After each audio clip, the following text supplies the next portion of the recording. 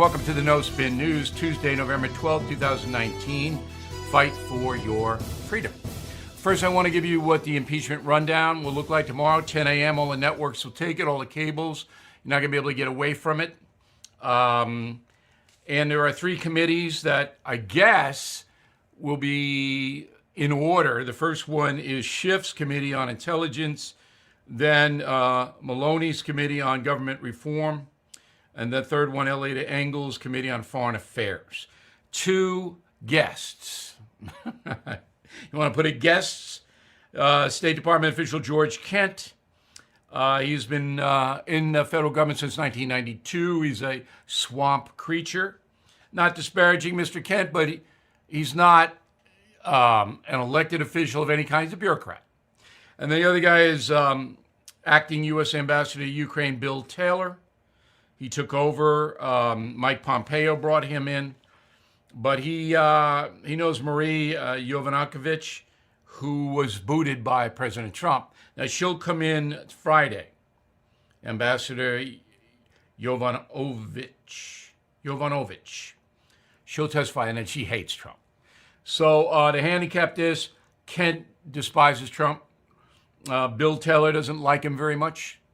And the ambassador despises him. There's not a lot of pro-Trump stuff coming up the first three interviews. Now, the only thing that happened today was the Inspector General of the Intelligence Departments announced that the whistleblower, the 33-year-old CIA guy, has a GoFundMe. Oh, what a shock. What a shock. It's raised a couple $100,000. So he can pay his lawyers, Zaid and the other guys who want to get Trump out of there. They don't want to work for free. So this guy's paying them. Same thing happened with Christine Blasey Ford. She had a GoFundMe. I went up close to $1 million. That was to pay her radical lawyers. See, these lawyers, I mean, they're radical leftists, but they don't want to work for free. So anyway, the Inspector General is saying, whoa. This might be unethical by the CIA whistleblower to set up this GoFundMe so he can get money. Of course it's unethical. The whole thing's a fraud, as I explained. So that happened today. Now, I'm a historian, and here's how I see this impeachment from that point of view. I'm going to, as you know, we're not covering the he said, she said of the impeachment. We think it's a phony deal, stacked deck, leaking, we don't cover. We don't cover any of that. But history is interesting. When Abraham Lincoln was assassinated, Andrew Johnson, the vice president, took over, and Andrew Johnson was a drunk. He's an alcoholic, and he was an incompetent boob. And members of the Lincoln administration didn't want him there. Seward and guys like that. They didn't want him. And they undermined him. And he got impeached, and he escaped by one vote in the Senate. Now, should he have been impeached? Impossible to say. The man was an incompetent. All right, Lincoln had set up this Reconstruction in the South. Johnson had no blanket idea how to pull it off and didn't really want to. So that was that. Then the next guy was Richard Nixon, who had to resign or he would have been impeached. Now, what happened there, as you'll remember, and you younger viewers may not remember, is that elements of Nixon's reelection campaign broke into Democratic National Committee headquarters at the Watergate Hotel in Washington. That Watergate Hotel is still there. It's condos now. So they broke in, they rifled around trying to find stuff that Nixon's reelection campaign could use. Now, did Nixon know about that? We don't know. Whether he knew about the actual break-in, nobody knows. But he did cover it up. When he found out about it, he lied about it and tried to cover it up and destroyed evidence and all that. Guilty as sin. You are listening to a free excerpt from BillO'Reilly.com's No Spin News broadcast, where you can actually see me. We'll be right back after this message. Support for this podcast comes from Invent Together. According to studies, less than 13% of all inventors who hold a U.S. patent are women. Black and Hispanic college graduates patent at half the rate of their white counterparts. But we can fix that. By increasing participation in innovation and patenting by underrepresented groups, it would quadruple the number of American inventors and increase annual GDP by almost $1 trillion. Invent Together is a coalition of organizations, companies, universities, and concerned citizens committed to ensuring that everyone has the opportunity to invent and patent.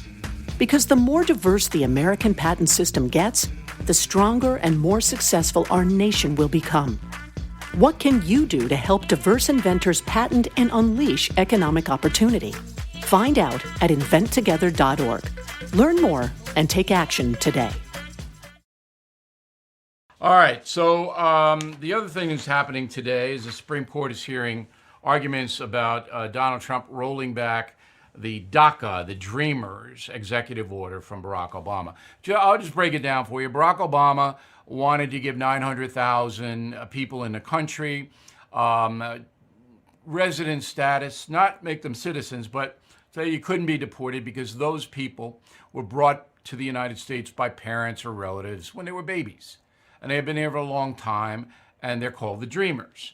And there were all kinds of things that were attached to it. They couldn't have criminal records. They had to be law-abiding. They had to be in educational facilities, on and on and on. So President Trump got in. He said, this is really unconstitutional. It goes around the federal law. I want a new federal law, and I'm willing to compromise on the Dreamers. Trump doesn't want to deport the Dreamers. He doesn't. Okay? He wants to get a deal, an immigration deal, which would fund his wall, provide security, and then he'd let the 900,000 stay. All right? That's what he wants. He's been quite clear. But Democrats wouldn't cooperate with him because they want open borders, essentially.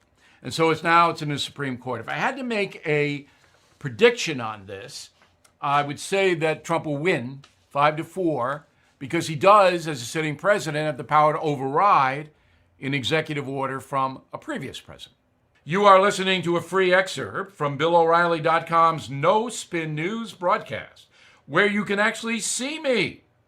We'll be right back after this message. All right, let's do the mail. First one's on a message board. Tom, I love this country, cannot understand why the Democrats are trying to destroy it. I'm an old man now and have seen many things in politics, but this is the first time I can remember the loyal minority refusing to accept an election and continuing to attack the President of the United States. That's it. First time I can really remember this kind of vitriol. I went back. They hated Andrew Johnson. Jefferson and John Adams hated each other. Jackson and John Quincy Adams. But I think this is the worst it's ever been. Lyle Matthews, Butte, Montana. If the president is found not guilty and not impeached by the Senate, then could this whistleblower guy be found guilty of treason? No. Whistleblower is protected. Nothing going to happen to him other than, this program and others have told you his name and that he's a political operative, not a whistleblower. Ian Keogh, Toronto, Canada. Canadians will tolerate a prime minister who wore blackface in the past and will give him another chance to lead the country, but will not tolerate a TV commentator who inarticulately expressed support for our vets. Don Cherry may not have communicated as sophisticatedly as the cancel culture crowd would have liked, but he should not have been removed. I agree. Don Cherry is an institution in Canada. He's a color guy on the hockey broadcast up there. And he was basically saying he doesn't think Canadians are supporting the vets and the new citizens up there should get involved. He called them you people, and that's why he got this. Horrible place we are in the world today. If he made a mistake, and I don't really think that's a real big mistake. It's his point of view. And if I were a vet, a Canadian vet born overseas, I'd say, hey, give me the microphone, Don. And that's how I would handle it, rather than destroying the man. Okay, so impeach the media bumper stickers. You buy a book, we'll give you one free. If you get a free sticker with a sign book. Free sticker with a sign book. And that's a good Christmas gift. I hand sign collector's editions for Christmas. You might want to check that out. And you can buy a pack of 5 Impeach the Media stickers, give them to everybody. It's a good discussion point. If you buy all of my killing books, you get a membership, premium membership, the rest of your life. And so you got 8 books, and then you can give them out, presents, and save buku money on premium membership, you're in. Got to be thinking about this. All of our promotions can save you a lot of money. Premium and concierge members get big discounts on everything. I will be in Mesa, Arizona on Saturday. There are 200 tickets left, that's all. So you guys want to see me in the Valley of the Sun, Mesa right outside of Phoenix? Come on down, we're going to have a blast. Everything else is sold out. See you tomorrow.